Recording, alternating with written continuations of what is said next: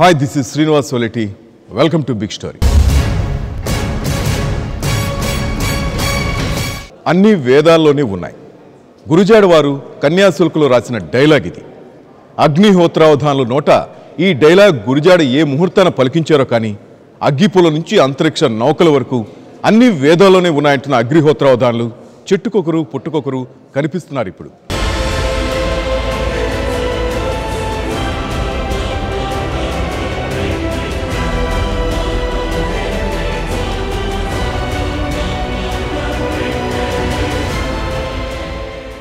విజ్ఞానం విశ్వాసం రెండు వేర్వేరు. విశ్వాసానికి రుజువులు అక్కర్లేదు, విజ్ఞానానికి సాక్ష్యాధారాలు కావాలి. కానీ విశ్వాసం విజ్ఞానం కలగలిసిపోయిన విచిత్రమైన పరిస్థితి మన దేశంలో కనపడుతోంది. ఇస్రో శాస్త్రవేత్తలు అద్భుతమైన విజయాలు సాధిస్తున్నారు. మరోవైపు ఏడుకొండలవాడ పాహిమాం రాకెట్ సముద్రంలో కూలిపోకుండా చూడు దేవుడా అని ఆ శాస్త్రవేత్తలే మొక్కుతారు. దేవుడా మేం కట్టే వంతెన కూలిపోకుండా చూడని కాంట్రాక్టర్తో కలిసి ఇంజనీర్లు కొబ్బరికాయలు కడతారు. ప్రశ్న జవాబు హేతువు తర్కం శాస్త్రీయ ఆధారం ఇవేవి అవసరం లేని విశ్వాసం సూదిములిపై విజ్ఞాన శాస్త్రాన్ని బంతిలా తిప్పుతారు. ప్రొఫెసర్ కావచ్చు, పరిశోధనలో పండిపోయిన వైస్ ఛాన్సలర్ కావచ్చు, పురాణాల కుండలో విశ్వాసాలు వండి వార్చేస్తారు. పంజాబ్లోని జలంధర్లో ఇటీవల జరిగిన జాతీయ సైన్స్ కాంగ్రెస్లో పలువురు ప్రముఖులు పాల్గొని ప్రపంచవ్యాప్తంగా పరివ్యాప్తమైన సైన్స్ పరిజ్ఞానాన్ని ఎద్దేవా చేశారు. అన్నీ మన పురాణాల్లోనూ వేదాల్లోనూ రామాయణ భారతాల్లోనూ ఉన్నాయని, ఇప్పుడు చెప్తున్న విషయాలేవి కొత్తవి కాదని సెలవిచ్చారు. ఈ వ్యాఖ్యలు సైన్స్ రంగంలో కలవరం రేపాయి. దీనిపై శాస్త్రవేత్తలందరూ తీవ్రంగా విరుచుకుపడ్డారు. ఒకసారి ఆ విశేషాలు చూద్దాం. Andhra university vice chancellor G Nageswara Rao ఈ వ్యాఖ్యలు చేశారు. వేలాది ఏళ్ల క్రితం నుంచే గైడెడ్ క్షిపణులకు సంబంధించిన టెక్నాలజీ భారత్కు బాగా తెలుసని అన్నారు. అంతేకాదు, శ్రీ మహావిష్ణువు శత్రు సంహారం కోసం సుదర్శన చక్రాన్ని వదిలేవారని, శత్రు సంహారం అయిపోయిన తరువాత ఆ చక్రం కాస్త వెనుదిరిగి విష్ణుమూర్తి వద్దకు వచ్చేసేదని, దీన్ని బట్టి చూస్తే గైడెడ్ క్షిపణి పరిజ్ఞానం భారతదేశానికి ఏమాత్రం కొత్త కాదని స్పష్టమవుతోందని పేర్కొన్నారు. ఈ వీసీ గారి పురాణం ప్రకారం కౌరవుల తల్లి గాంధారిమాతకు పుట్టిన కౌరవులంతా టెస్ట్ ట్యూబ్ బేబీలే. గాంధారిమాతకు అబార్షన్ అయిన తరువాత ఆ 101 అండాలను, అంటే 100 మంది కౌరవులతో పాటు ఒక సోదరి కూడా ఉంది. కాబట్టి వాటిని 101 కుండల్లో ఉంచి ఫలదీకరించిన మీదటే కౌరవుల జననం జరిగిందట. దీన్ని ఎవరు కాదంటారని వీసీ జి నాగేశ్వరరావు సవాల్ చేశారు. సైన్స్ కాంగ్రెస్లో శాస్త్రవేత్తలు నోరు తెరిచి విన్నారు. అంతేకాకుండా రామాయణంలో 24 రకాల విమానాలను ఉపయోగించారని నాగేశ్వరరావు అన్నారు. Stem cell research was done in this country thousands of years ago. Today we speak about stem cell research. When we say stem cell, even today many people don't understand what stem cell is. But thousands of years ago, we had this technology. We had 100 Kauravas for one mother because of stem cell technology, because of test tube babies. It happened few thousands years ago. ఇవాళ బాగా విద్యావంతులైనటువంటి ఒక విశ్వవిద్యాలయానికి vice ఛాన్సలర్గా ఉన్నటువంటి ఒక పెద్ద ఆయన science కాంగ్రెస్కు సంబంధించి మాట్లాడుతూ, పూర్వం అనేది ఈ కౌరవులు పుట్టడం వెనకాల అది 100 మంది ఒక పిండంలోంచి 100 ఖండాలు చేసి కౌరవులు పుట్టారనేది, అది అన్ని రోజులు దాచి పుట్టించారు కాబట్టి జననం జరిగింది. కాబట్టి ఈ టెస్ట్ ట్యూబ్ బేబీస్ ఎట్లాగా ఇవాళ పుట్టారో ఆ రోజు అప్పుడే అట్లా పుట్టారు. కాబట్టి మనకి పురాణ కాలంలోనూ వేద కాలంలోనే ఇప్పుడు మనం అభివృద్ధి చెందుతుందన్నటువంటి సైన్స్ ఉంది అని చెప్పే ప్రయత్నం చేశారు. అంటే మనకి విశేషం ఏంటంటే రెండు కలిపేసుకోవడం మనకు అలవాటైపోయింది. విశ్వాసాన్ని సైన్స్ని కలిపేస్తాం, పురాణాన్ని చరిత్రని కూడా కలిపేస్తాం. సో రెండు వేరు. విశ్వాసానికి సంబంధించిన విశ్వాసంగా ఉంచుకున్నంత వరకు నష్టం లేదు వారి విశ్వాసాలకు సంబంధించినవి. కానీ సైన్స్కి వచ్చేటప్పటికి ప్రతిదీ కూడా హేతువు, రుజువు, తర్వాత ప్రూఫ్, బోలెడంత హడావుడి ఉంటుంది. సో ఇవన్నీ ప్రూవ్ అయితే తప్ప దాన్ని మన సైన్స్గా అంగీకరించట్లేదు. అది మన ప్రాణాంతకమైంది. ఎవరో నిరక్షరాస్యులు అజ్ఞానులు మాట్లాడారంటే ఒప్పుకోవచ్చు. కానీ ఈ కాంగ్రెస్లో పాల్గొన్న భారతీయ విద్యావేత్తలే యావత్ సైన్స్ ప్రపంచం విస్తుపోయేలా వ్యాఖ్యలు చేశారు. చార్లెస్ డార్విన్ జీవ పరిణామ సిద్ధాంతం కన్నా దశావతారాల సిద్ధాంతం చాలా గొప్పదని కొందరు సెలవిచ్చారు. మహావిష్ణువు సంభవామి యుగే యుగే అంటూ ప్రతి యుగంలోనూ ఒక అవతారం దాల్చిన 10 అవతారాలను పరిణామ సిద్ధాంతంగా చెప్పారు. ఇంతకుముందు విద్యామంత్రి సత్యపాల్ సింగ్ గత సంవత్సరం ఇలాంటి మాటలే చెప్పారు. డార్విన్ సిద్ధాంతం తప్పని సత్యపాల్ సింగ్ బల్లగుద్ది వాదించారు. కోతి మనిషిగా మారడాన్ని ఇంతవరకు ఎవరూ చూడలేదని కూడా ఆయన చెప్పాడు. కోతి మనిషిగా ఒకరోజు ఒక క్షణమో జరిగిన పరిణామం కాదు కదా. మరి మన విద్యామంత్రి ఇంత వింతగా ఎలా మాట్లాడుతున్నాడు? అయ్యో, ఇలాంటి వ్యక్తి మనకు విద్యామంత్రి అని అప్పుడు దేశమంతా ముక్కు మీద వేలేసుకుంది. ఇంతటితో ఈ వ్యవహారం ఆగలేదు. ఆయన కంటే ఘనుడు ఆచంట మల్లనని మనకు సామెత. అలాంటి ఘనులు సైన్స్ రంగంలోనూ చాలామంది ఉన్నారని ఇప్పుడు తెలుస్తోంది. తమిళనాడుకు చెందిన మరో విద్యావేత్త డాక్టర్ కేజీ కృష్ణన్ ఒక సరికొత్త బాంబు పేల్చారు. ఆల్బర్ట్ ఐన్స్టీన్, ఐజాక్ న్యూటన్ ఇద్దరూ తప్పేనని బల్లగుద్ది వాదించారు. అంతేనా? అంతటితో ఆగితే ఏదో కొత్త సిద్ధాంతం ప్రతిపాదిస్తున్నారులే అనుకునేవాళ్ళం. ఏకంగా గురుత్వాకర్షణ తరంగాలకు నరేంద్ర మోదీ తరంగాలని నామకరణం చేయాలని ఆయన సూచించారు. గురుత్వ వికర్షణ శక్తులను అర్థం చేసుకోవడంలో న్యూటన్ విఫలమయ్యారని, ఈ శక్తిని హర్షవర్ధన్ ఎఫెక్ట్గా నామకరణం చేయాలని ప్రతిపాదించాడు. ఆయనకు సైన్స్ పట్ల అవగాహన కంటే మోడీ, హర్షవర్ధన్ల పట్ల ఎంత భక్తిభావం ఉందో ప్రపంచానికి అర్థమైపోయింది. ఐన్స్టీన్ సాపేక్ష సిద్ధాంతాలు ప్రపంచాన్ని తప్పుదోవ పట్టించేవిగా ఉన్నాయని ఆయన అంటే ఎవరికి ఏమనాలో అంతు చిక్కక తికమక పడ్డారు. కేజీ కృష్ణన్ గారు అనే ఆయన అసలు న్యూటన్, ఐన్స్టీన్ సిద్ధాంతాలే తప్పు, ఇప్పుడు అసలు ఆ గురుత్వాకర్షణ సిద్ధాంతానికి వ్యతిరేకమైన శక్తులు ఉన్నాయి అని చెప్తూ వాటికి నరేంద్ర మోడీ గారి తరంగాలని పేరు పెట్టాలని స్వయంగా నరేంద్ర మోడీ గారి పేరు కూడా తీసుకుని వాళ్ళు ప్రయత్నం చేయడం, ప్రచారం చేయడం అనేది జరిగింది. ఇంతేకాదు, ఇంకా చాలా వ్యవహారం ఉంది. తమిళనాడులోని అలయార్ ప్రపంచ కమ్యూనిటీ సర్వీస్ సెంటర్లో సీనియర్ రీసెర్చ్ సైంటిస్ట్నని చెప్పుకున్న డాక్టర్ కన్నన్ జగతాలకృష్ణన్ ప్రకారం డాక్టర్ ఏపీజే అబ్దుల్ కలాం కన్నా శాస్త్ర సాంకేతిక మంత్రి డాక్టర్ హర్షవర్ధన్ గొప్ప శాస్త్రజ్ఞుడు. ప్రభువుల పల్లకీ మోయడానికి నడుం కట్టుకుంటే ఎవరికీ అభ్యంతరం లేదు. కానీ ఏకంగా యుగాలుగా సాగిన శాస్త్ర పరిశోధనల ఫలితాలనే అపహాస్యం చేసే విధంగా అపసవ్యవాదనలు చేస్తే వారిని ఏమనాలో అర్థం కాక సైన్స్ లోకం నివ్వెరపోతోంది. ఆల్రెడీ ప్రొఫెసర్ నాగేశ్వరరావు గారికి మొట్టికాయలు పడ్డాయి. భారతదేశపు ప్రిన్సిపల్ సైంటిఫిక్ అడ్వైజర్ గారు కోపడ్డారు, ఇట్లాంటి పనులు చేయకూడదు, ఇట్లా మాట్లాడకూడదు అని. ఇంతకుముందు సైన్స్ అడ్వైజర్ అయిన ప్రొఫెసర్ సిఎన్ఆర్ రావు గారు ఇస్రో సైంటిస్టుని కోపడ్డారు, మీరు ఇలా చేయటం అన్నది కరెక్ట్ కాదు అని. వీళ్ళందరూ నాగేశ్వరరావు గారు కానీ ఇస్రో సైంటిస్టులు కానీ భారతదేశ ప్రభుత్వం దగ్గర జీతానికి ఉద్యోగం చేస్తున్నారు. వారికి సర్వీస్ రూల్స్ ఉంటాయి. దేశం యొక్క రాజ్యాంగంలో ఉన్న ఆదేశాలని పాటించాల్సిన అవసరం కూడా ఉంది. ఆర్టికల్ 51AHలో రాజ్యాంగంలో ప్రతి ఒక్క పౌరుడి యొక్క ప్రాథమిక విధుల్లో సైన్స్ దృక్పథాన్ని ముందుకు తీసుకువెళ్ళాలని ఉంది. అది వీళ్ళు చేస్తున్నారా? చేయనప్పుడు డిసిప్లినరీ యాక్షన్ తీసుకోవాలి. యూనివర్సిటీ యొక్క అకాడమిక్ కౌన్సిల్ కానీ ఆయన అపాయింట్ చేసిన, అంటే గవర్నర్ గారు అపాయింట్ చేశారు కాబట్టి ఛాన్సలర్ గారు కానీ వాళ్ళు ఆయన పిలిచి సంజాయిషీ కోరాలి. నా దృష్టిలో ఇట్లాంటి వారు ఎటువంటి రీసెర్చ్ చేస్తున్నారన్న విషయం మీద కూడా ఒకసారి రివ్యూ జరగాలి. వారి దగ్గర ఎవరైతే పిహెచ్డి చేస్తున్నారో వారికి బెటర్ గైడెన్స్ ఇవ్వాల్సిన అవసరం ఉందేమో కూడా ఆ యూనివర్సిటీ యొక్క పాలక మండలి జాయింట్గా ఒక డెసిషన్ తీసుకోవాల్సిన అవసరం వచ్చింది. ఈసారి సదస్సులో కొందరు విద్యావేత్తల వ్యాఖ్యలు గతంలో కన్నా సంచలనం సృష్టిస్తున్నాయి. కొందరు సైన్స్ పేరు మీద సూడో సైన్స్ ప్రచారం చేస్తున్నారు. సైన్స్ విజయాలను మతానికి ఆపాదిస్తున్నారు. దీనికి ప్రధానమంత్రి స్థాయి నుండి అండ లభిస్తోంది. ఉదాహరణకు ప్రధాని మోడీ ఒక వైద్యుల సమావేశంలో మాట్లాడుతూ మన దేశంలో అతి ప్రాచీన కాలంలోనే వినాయకుడికి ఆయన తల బదులు ఏనుగు తల అమర్చబడిందని, ఆనాటికే మన దేశంలో ప్లాస్టిక్ సర్జరీ అనే గొప్ప సైన్స్ మన వాళ్లకు తెలుసునని నిరూపిస్తోందని అన్నారు. ఆ రోజుల్లోనే పురాణాల్లోనే మనిషికి ఏనుగు తల పెట్టగలిగిన ప్లాస్టిక్ సర్జరీ టెక్నాలజీ ఉంది అని చెప్పారు. అప్పటి నుంచి ఈ సూడో సైన్స్ని సైన్స్గా ప్రచారం చేయడం అనేది ఇండియన్ సైన్స్ కాంగ్రెస్లో భాగంగా మారింది. అంతకుముందు పురాణాలని, ఇతిహాసాలని, సైన్స్ని అందులో ఉందని చెప్పే వాదనలు సూడో సైన్స్ చాలా ఉన్నాయి. ఇండియన్ సైన్స్ కాంగ్రెస్లో భాగంగా మన ప్రభుత్వమే దాన్ని ప్రోత్సహించే విధంగా మారింది. అందులో భాగంగానే గతంలో చూస్తే ఎప్పుడో పురాణాల కాలంలోనే ఒక గ్రహం నుంచి ఇంకో గ్రహానికి పోగలిగిన వాహనాలు ఉన్నాయనే చర్చ కూడా జరిగింది ఇండియన్ సైన్స్ కాంగ్రెస్లో భాగంగా.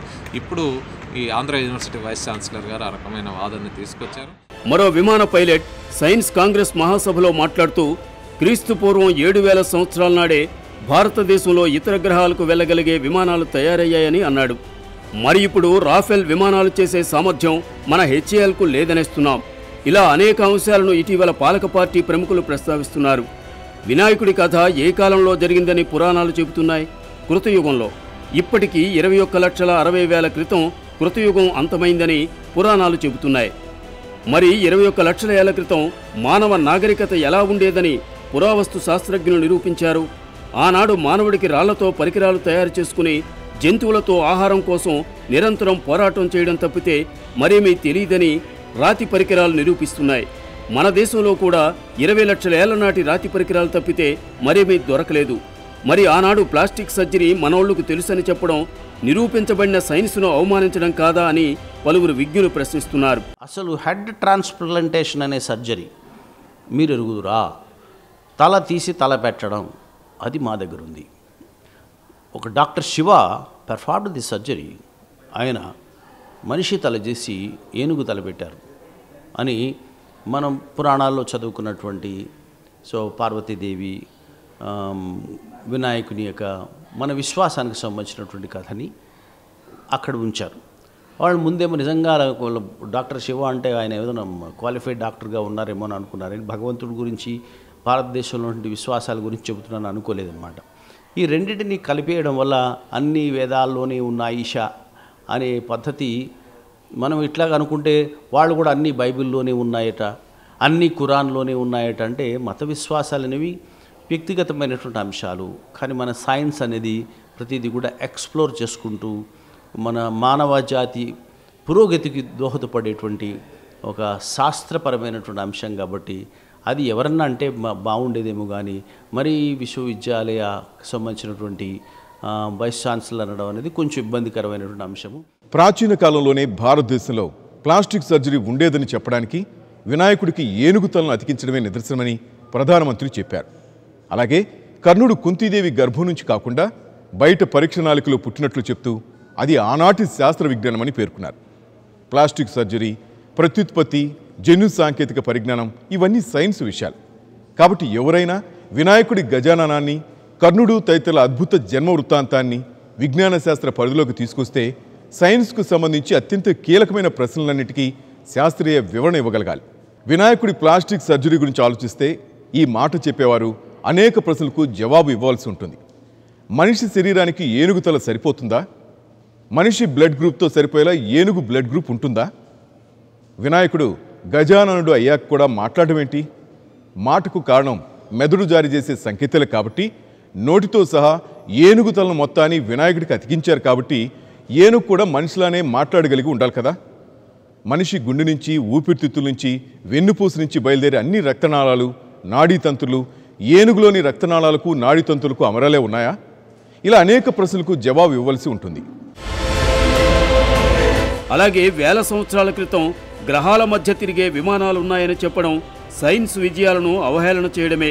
కేంద్ర మానవ వనరుల శాఖ సహాయ మంత్రి సత్యపాల్ సింగ్ ఒక సమావేశంలో విమానాల గురించి మొదట రామాయణంలో ప్రస్తావించారని అన్నారు.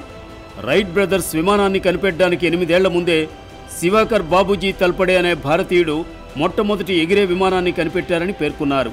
2015లో జరిగిన సైన్స్ కాంగ్రెస్లో శాస్త్రవేత్త కెప్టెన్ ఆనంద్ బోదాస్ చేసిన వ్యాఖ్యలు వివాదాస్పదమయ్యాయి. ఆ కాలంలో ఒక గ్రహం నుంచి మరో గ్రహానికి కూడా ప్రయాణాలు జరిగాయని, మార్గమధ్యంలో ఒక చోట స్థిరంగా ఆగి అక్కడి నుంచి ఎటువైపు కావాలంటే అటువైపు వెళ్లేంతటి సాంకేతికత ఉండేదని అన్నారు. పురాతన భారత విమానయాన సాంకేతిక అంశంపై ఆయన ప్రసంగిస్తూ ఇక్కడ అధికార, అనధికార చరిత్రలు ఉన్నాయి. 1903లో రైట్ సోదరులు తొలి విమానాన్ని నడిపారని అధికారిక చరిత్ర చెబుతోంది. పురాతన భారత గ్రంథాల ప్రకారం వైమానిక ప్రకరణం ఉంది. అయితే కాలం గడిచే కొద్దీ ఆ సిద్ధాంతాలను మర్చిపోయామని బోదాస్ తెలిపారు.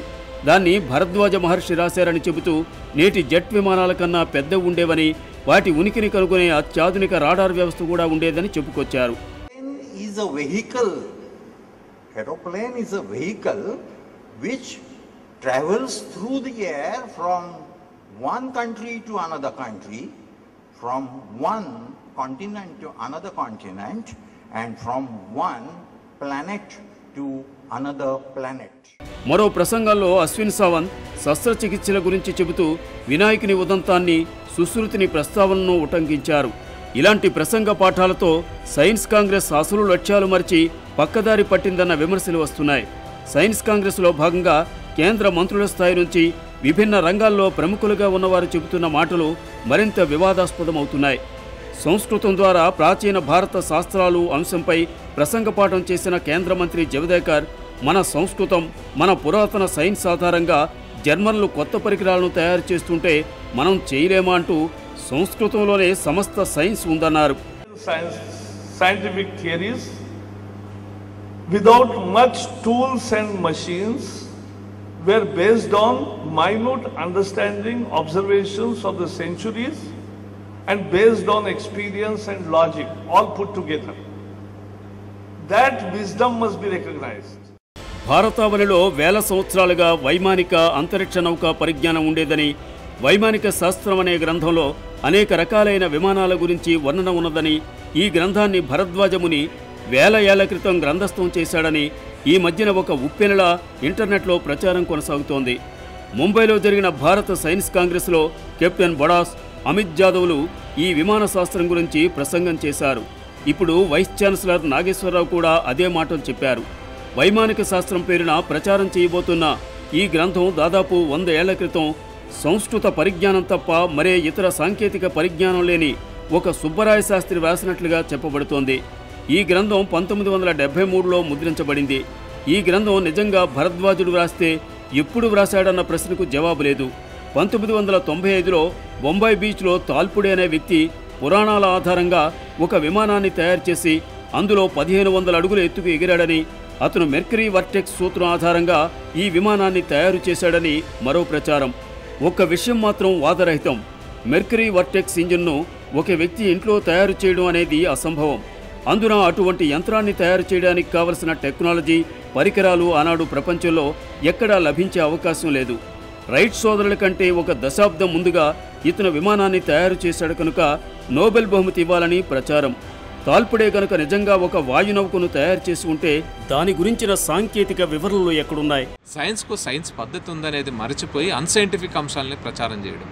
నిజంగానే భారతదేశంలో వైజ్ఞానికంగా విలసిల్లిన కాలం ఉంది. భారతదేశానికి ఒక వైజ్ఞానిక వారసత్వం ఉంది, భౌతికవాద వారసత్వం ఉంది, ప్రశ్నించే వారసత్వం ఉంది. ఈ దేశంలో సైన్స్ అండ్ టెక్నాలజీ విలసిల్లిన కాలం ఉంది.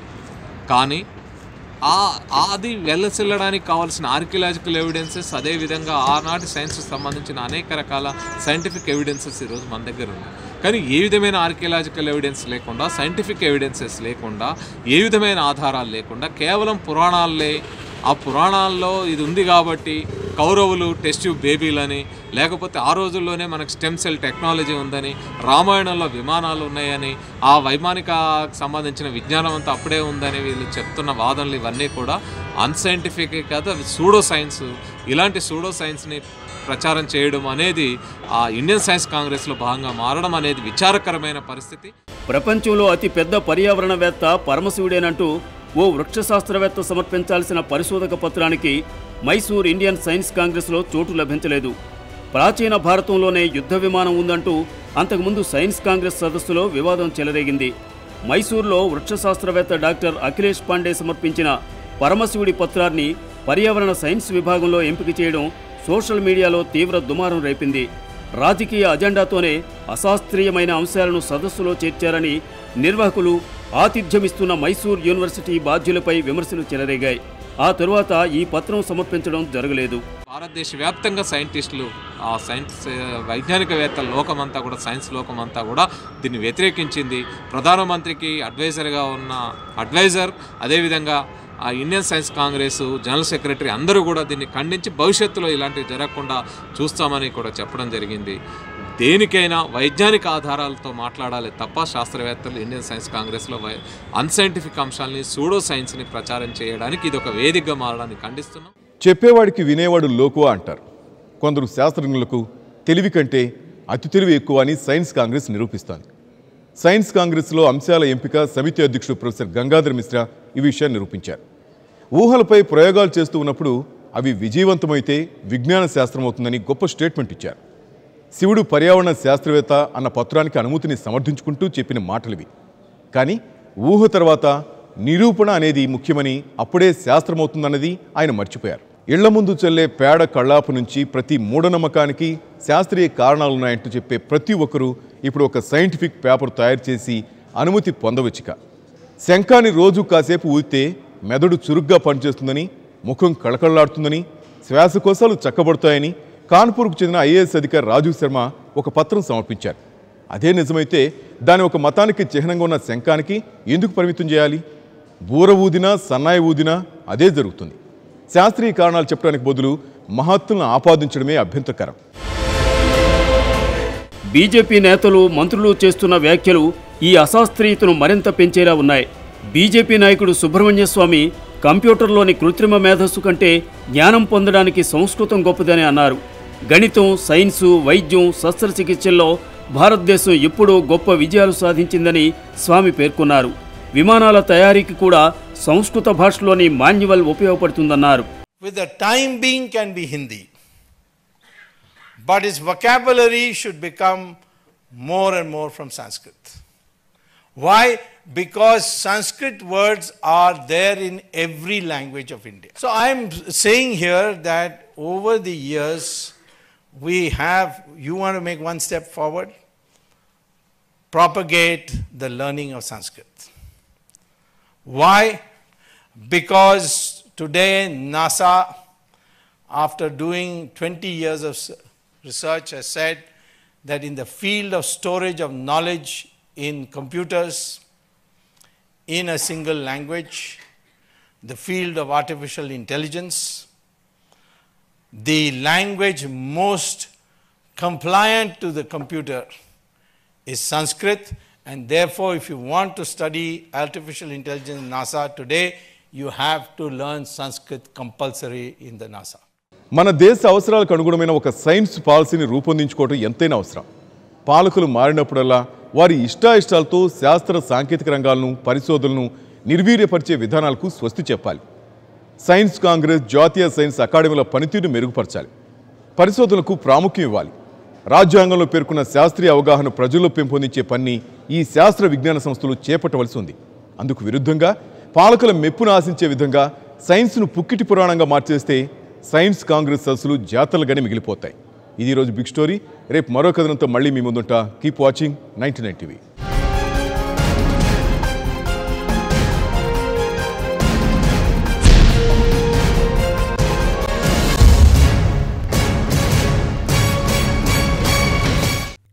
For more updates, please subscribe 99 TV Telugu.